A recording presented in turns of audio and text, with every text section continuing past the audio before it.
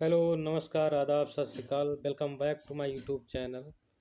आज मैं आप सभी को एक स्टॉक के बारे में बताने वाला हूं, जिसको आप होल्ड करके एक अच्छा खासा प्रॉफिट बना सकते हैं। यह जो स्टॉक है ऑयल और गैस की इंफ्रास्ट्रक्चर और वाटर ट्रांसमिशन के बिजनेस मॉडल पे काम करती है और पाइप सॉल्यूशन पे भी काम करती है।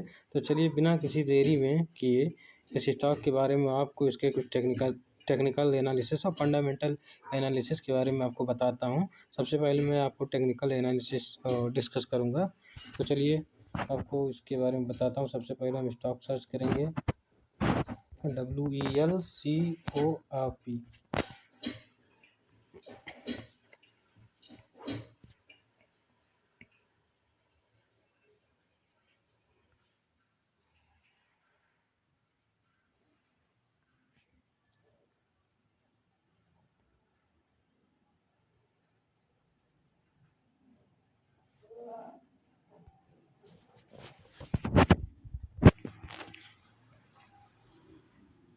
अगर इस स्टॉक को हम सबसे पहले मंथली टाइम फ्रेम पे एनालिसिस करेंगे।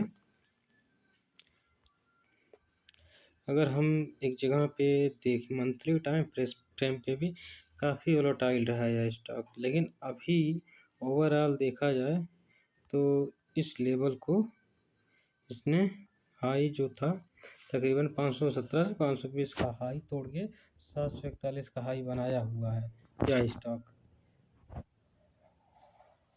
मतलब यह हमारे लिए एक बहुत ही अच्छा पॉइंट है कि इसने एक हाई को तोड़ा है और एक नया हाई बना के उसके बाद वहाँ से फॉल हो रहा है। अगर हम एक चीज़ नोटिस करें यहाँ पे इस जगह पे, तो यहाँ पे हम देखते हैं कि बार बार जो कैंडल है ये हमेशा अप की साइड में ही पुश हुआ है। अप के साइड में इसका जो वीक है हमेशा अप के साइड में, मतलब एक दिखाता है बुलिश सेंटिमेंट दिखाता है। तो अगर इसी स्टॉक को हम देखें तो अभी करंटली ये 900 लगभग 1000 का हाई मार के अभी 741 पे ट्रेड कर रहा है। अगर यह देखा जाए ऊपर से ले के नीचे तक लगभग 25% का फॉल दिखा चुका है। वो यह इसलिए हो रहा है कि करंटली जो ग्लोबल सिनेरियो है मार्केट को लेके डोनाल्ड ट्रंप की वजह से, और यह कंपनी जो वेलस्पुन कॉरपोरेट है, यह कंपनी ग्लोबल लेवल पे भी काम करती है। तो ग्लोबल लेवल पे जो सिनेरियो है उसकी वजह से फॉल कर रहा है कि जो एक वर्ल्ड वॉर 3 का माहौल बना हुआ है उसकी वजह से। बाकी ये है बहुत ही अच्छा। तो इसको कुछ इस स्टॉक को अभी हाल फिलहाल में कुछ ऑर्डर भी मिले हुए हैं नए नए, जो 2026 में आगे चल के इसको पूरा करना है वो ऑर्डर, और उसको कुछ फ़ायदा भी होगा। तो अगर हम देखें तो इसके लिए जो मेजर सप्लाई एरिया अगर बनता है तो इसके लिए मेजर सप्लाई एरिया होगा ये वाला पोर्शन जो है, ये इसके लिए मेजर सप्लाई एरिया का काम करेगा। लेकिन इस एरिया को हम अगर और अच्छे से देख लें, तो अगर हम देखना चाहें और अच्छे से तो इसको हम वीकली अगर जाएं तो वीकली पे क्या होता है देखेंगे। और सबसे पहले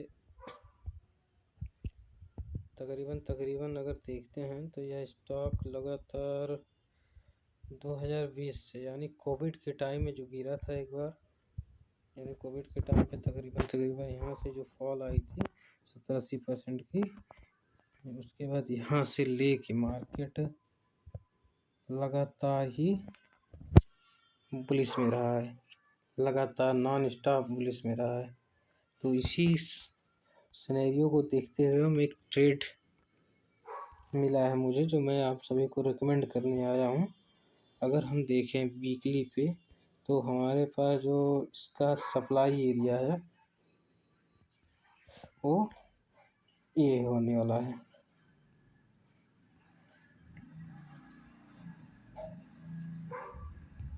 यहाँ तक। तो अगर वैसे तो यह शेयर जो है हमको यहीं पे कहीं बाई करना था, लेकिन ये नहीं हो पाया हमसे, या मैं उस समय रिकमेंड नहीं कर पाया क्योंकि मैं एक बहुत ज़्यादा कॉन्फिडेंट नहीं था इस स्टॉक के लेके उस टाइम पे, क्योंकि जो मार्केट सिनेरियो था ग्लोबल लेवल का उस समय बहुत ही निगेटिविटी बहुत ज़्यादा थी, इसलिए मैं रिकमेंड नहीं किया।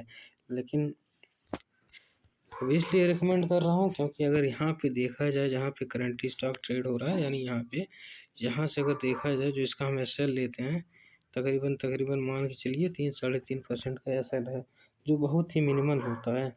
और अगर इसके एवज में हमको देखा जाए ठीक ठाक मिलेगा 20 से 25% का टारगेट हमको यहाँ पे देखने को मिलेगा।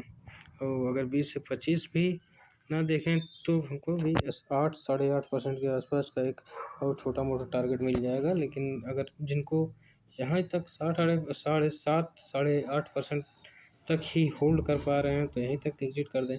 बाकी अगर किसी में गट्स है तो बाकी 20 से 25 तक का भी होल्ड कर सकता है। अगर यह स्टॉक बाई करते हैं हम कल या परसों में, परसों तो शायद निकल जाए लेकिन कल बाई करना है।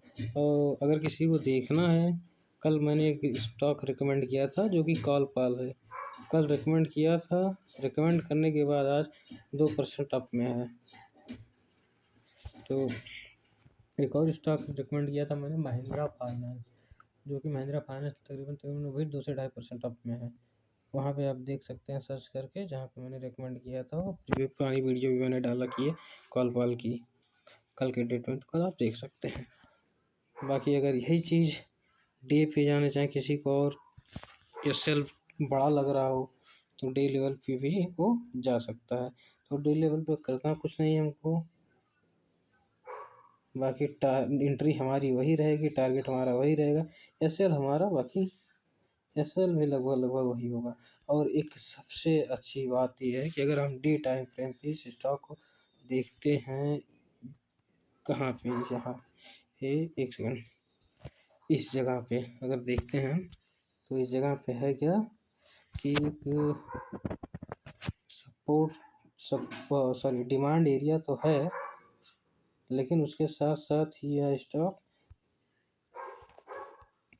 जिस दिन खुला हुआ है, यानी खुला हुआ है 9 मई को, 9 मई को खुला स्टॉक, 9 मई को उसी जगह डाउन ट्रेंड में आया, गैप डाउन खुला, गैप डाउन खुल के उसी जगह पे बंद हो गया। लेकिन अगले दिन जब यह स्टॉक खुला इस जगह पे तो ये गैप अप खुला, तकरीबन 727 से लेकर यानी 750, यानी लगभग दुगने, मतलब मान के चलो आप 50 यानी 50 पॉइंट तकरीबन 50 पॉइंट बोल रहा हूँ, तो वो 25 से 27 पॉइंट ये अप में खुला हुआ है। यह एक बहुत ही बेहतरीन पॉइंट है इस ट्रेड के लिए। और गैप अप खुला है, यह गैप डाउन गैप अप जो खुला था यह भी हमारे लिए अच्छा डिमांड जोन है। और यह तकरीबन यह स्टॉक जो भी ट्रेड कर रहा है इसी जोन में ही ट्रेड कर रहा है भाई, डिमांड जोन है प्लस गैप अप है, तो इस जोन को हमको ट्रेड करना चाहिए बहुत ही कॉन्फिडेंट होके। बाकी अगर लॉस होता है किसी का या बाई करने के बाद तो एसएल हम रखते हैं, बहुत ही मिनिमल सा होगा, 3% 4%, 20-25% के प्रॉफिट के लिए बहुत ज़्यादा नहीं है 3-4% लॉस। ठीक है चलिए, इसी के साथ अलविदा लेना चाहूँगा। मिलते हैं अगले दिन इसी एक और शानदार वीडियो के लिए, तब तक के लिए अलविदा, शुक्रिया, बाय बाय।